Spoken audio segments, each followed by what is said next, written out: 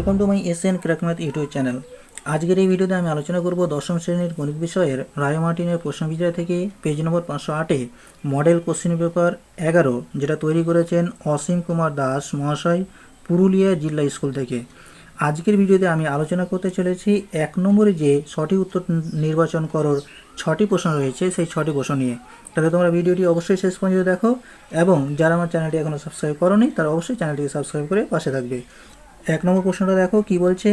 আসল পি এবং বার্ষিক চক্রবৃদ্ধি সুদের হার R% এবং n বছরে 6 মাস অন্তর দেয় সমূল চক্রবৃদ্ধি হবে।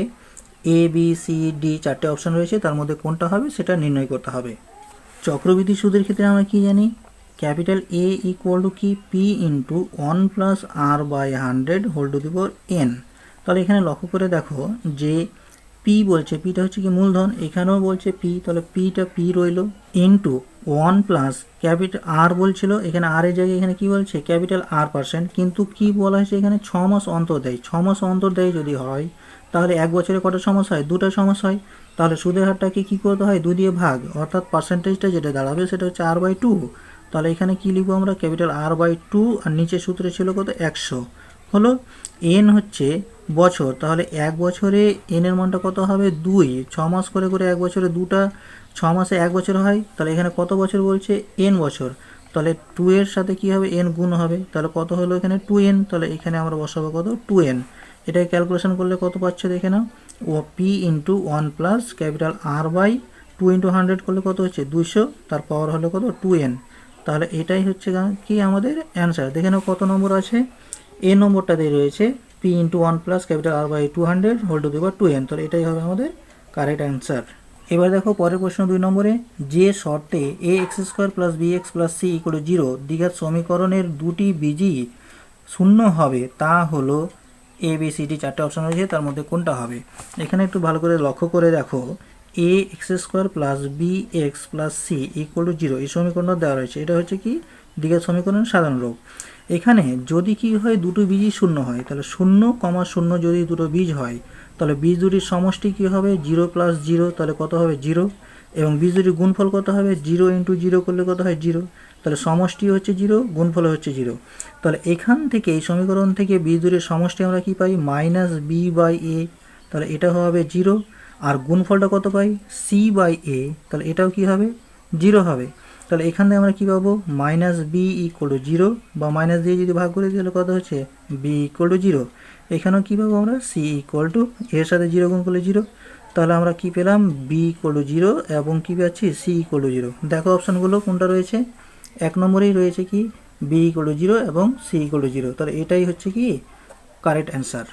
এবার 3 নম্বর প্রশ্ন, ও কেন্দ্রীয় বৃত্তের দুটি সমান দৈর্ঘ্যের জ্যা এ বি ও সিডি, কোণ এ ও বি 60 ডিগ্রি এবং বৃত্তটির ব্যাসার্ধ 6 সেমি হলে ত্রিভুজ সি ও ডি এর ক্ষেত্রফল হবে এ বি সি ডি, কোনটা হবে সেটা বের করব।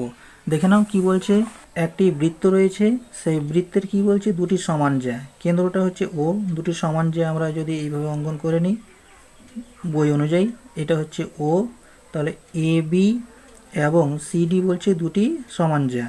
এবার এ ও বি এটা বলে দিয়েছে কত ডিগ্রি 60 ডিগ্রি যদি হয়, তাহলে কি বলছে ব্যাসার্ধ আবার বলে দিয়েছে 6 সেমি। সিওডি ত্রিভুজ, সিওডি সি এর সাথে ও আর ডি যুক্ত করব, তাহলে সিওডিটার ক্ষেত্রফলটা কত হবে সেটা আমাদের কী করতে হবে বের করতে হবে।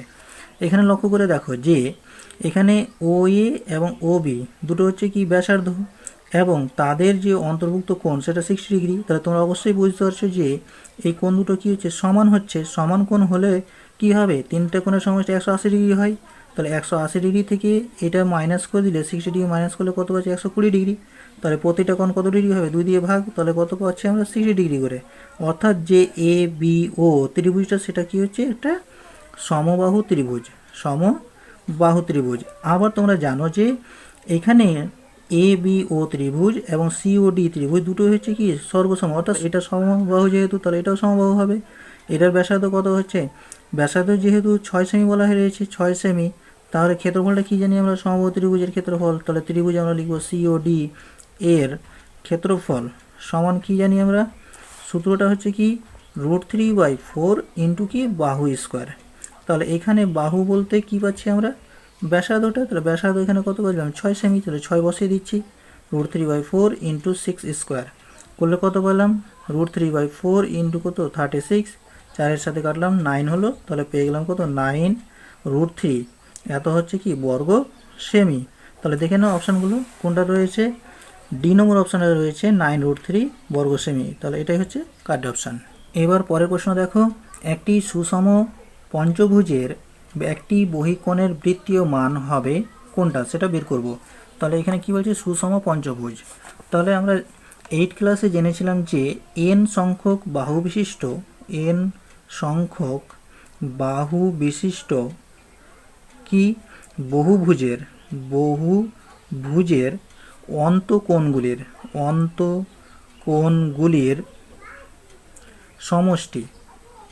সমষ্টি কত হয়, 2 ইন্টু n-2 সমকোণ হয়, সমকোণ। তাহলে এখানে কি বলা হয়েছে, পঞ্চভুজ বলা হয়েছে। তাহলে কি হবে, সুতরাং পঞ্চভুজের অন্তঃকোণগুলির সমষ্টি সমান কত হবে, এই সূত্রে আমরা n এর মান কত বসাবো, 5 বসাবো। তাহলে 2 ইন্টু 5 মাইনাস 2 ইন্টু সমকোণ মানে কত, 90 ডিগ্রি। তাহলে কত পাচ্ছি আমরা, 2 ইন্টু এখানে মাইনাস করলে 3 পেলাম, ইন্টু হচ্ছে 90 ডিগ্রি, ইকুয়াল কী পাবো, 2 ইন্টু 3 করলে 6, 6-এর সাথে এটা গুণ করলে পাবো আমরা কত, 540 ডিগ্রি। তাহলে পঞ্চভুজের অন্তঃকোণের সমষ্টি কত হচ্ছে, 540 ডিগ্রি। তাহলে আমরা কী পাবো, সুতরাং সুষম পঞ্চভুজের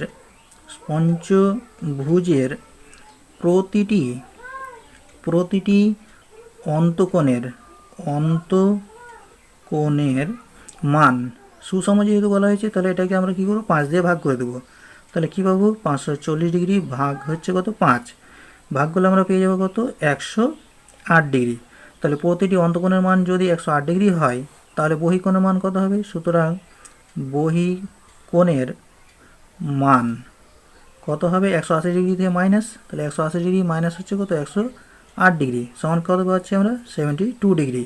এবার এটা কি করতে বলেছিল আমাকে, বহিকোণের বৃত্তীয় মান কত হবে, বৃত্তীয় মান কত বের করব। তাহলে আমরা কি জানি, 180 ডিগ্রি সমান হচ্ছে কি পাই রেডিয়ান। তাহলে 1 ডিগ্রির মানে হবে কি পাই রেডিয়ান বাই কত, 180। 72 ডিগ্রি সমান কত হবে, পাই রেডিয়ান বাই 180 ইন্টু, এখানে ডিগ্রিটা হবে না, তাহলে ইন্টু কত হচ্ছে 72। এবার এটাকে কাটাকাটি করে দাও, তাহলে কত হচ্ছে, এখানে 9 দিয়ে কাটবো, তাহলে পাবো কত 8, 9 দিয়ে হচ্ছে কত 20, 4 দিয়ে কেটে দাও, 4 2 8, আর এখানে হচ্ছে কত 4 5 20। তাহলে কত পেলাম, 2 পাই রেডিয়ান বাই 5।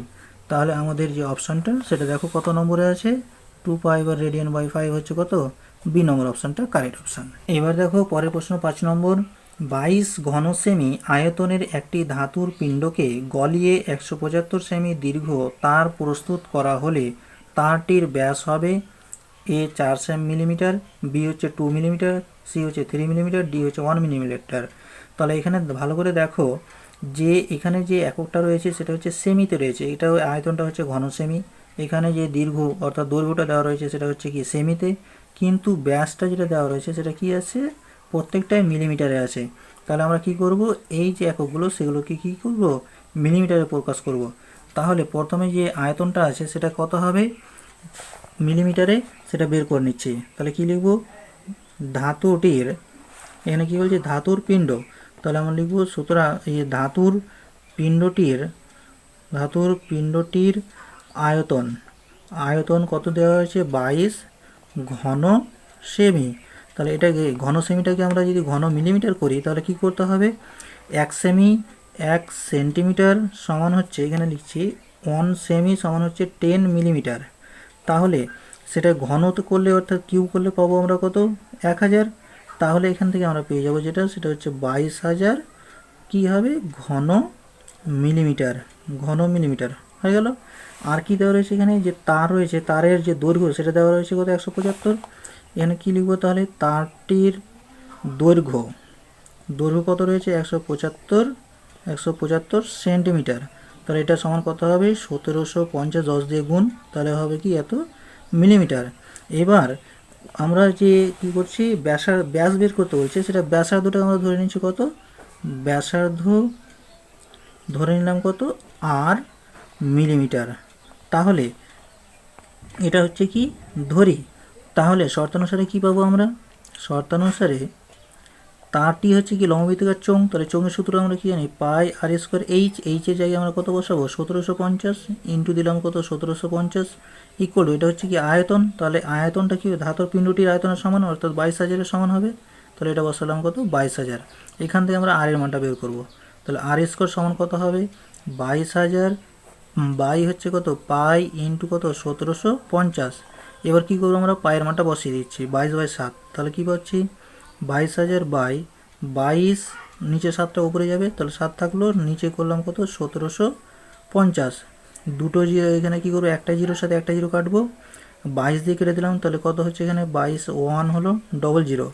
এবার এখানে কি করবো? 7 দিয়ে এটাই কেটে দিচ্ছি, তাহলে 7 2 14, 7 5 35, তাহলে 5 হলো, তাহলে 25 4 হচ্ছে কত 100। তাহলে আমরা পেলাম কত 4। এটা হচ্ছে কত মান? আর স্কোয়ারের মান। তাহলে আর ইকুয়াল কত পাবো আমরা? 4-এর কি বর্গমূল, তাহলে পেলাম আমরা কত 2। তাহলে 8টা হচ্ছে কি ব্যাসার্ধ। বের করতাম আমরা কি, দেখো এখানে তারটির ব্যাস, তাহলে আমরা কি বের করব? সুতরাং নির্ণয় তারটির কি লিখব? ব্যাস কত হবে? 2 × 2 ইকুয়াল টু কত 4 মিলিমিটার হবে এটা। ঠিক আছে, তাহলে কারেক্ট অপশান হচ্ছে আমাদের কোনটা? এ নম্বর। এবার আজকের ভিডিও শেষ প্রশ্ন। 0 থেকে 4, 5 থেকে 9, 10 থেকে 14, 15 থেকে 19 শ্রেণী সমূহের তৃতীয় শ্রেণীটির নিম্ন শ্রেণী সীমানা হবে। তাহলে এখানে যে শ্রেণী সীমাটা দেওয়া রয়েছে শ্রেণীগুলো, সেই শ্রেণীগুলো লক্ষ্য করে দেখো। 0 থেকে 4 রয়েছে, 4-এর কত রয়েছে এখানে 5, তাহলে 4 থেকে শুরু হয়নি, আবার 5 থেকে শুরু হয়েছে। তাহলে এটাকে যদি আমরা শ্রেণীর সীমানায় পরিণত করি, তাহলে কীভাবে লিখবো আমরা? প্রথমেটা রয়েছে কত 0 থেকে 4, এটা ছিল কি শ্রেণী সীমা, এটা হচ্ছে শ্রেণী সীমা।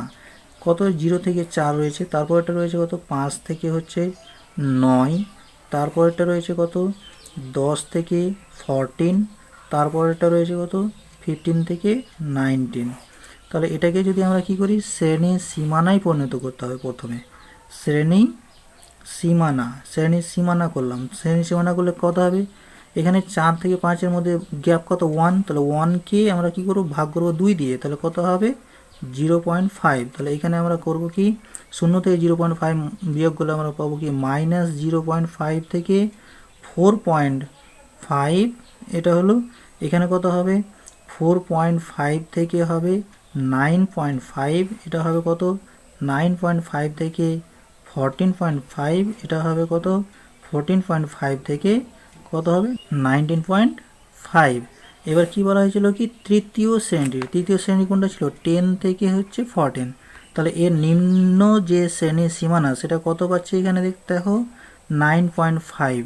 কত হচ্ছে 9.5 হচ্ছে, কিন্তু অপশানগুলোতে দেখো 15.5 রয়েছে, 14.5 রয়েছে, 15 রয়েছে, আর ডি নম্বর হচ্ছে কোনোটি নয়। তার উত্তর আমাদের কি হচ্ছে 9.5, কিন্তু এখানে দেখতে পাচ্ছ না কোনোটাতেই নয়, তাহলে কোনটা হবে? কোনোটাই নয়, অর্থাৎ হচ্ছে ডি নম্বরটা কারেক্ট অপশান।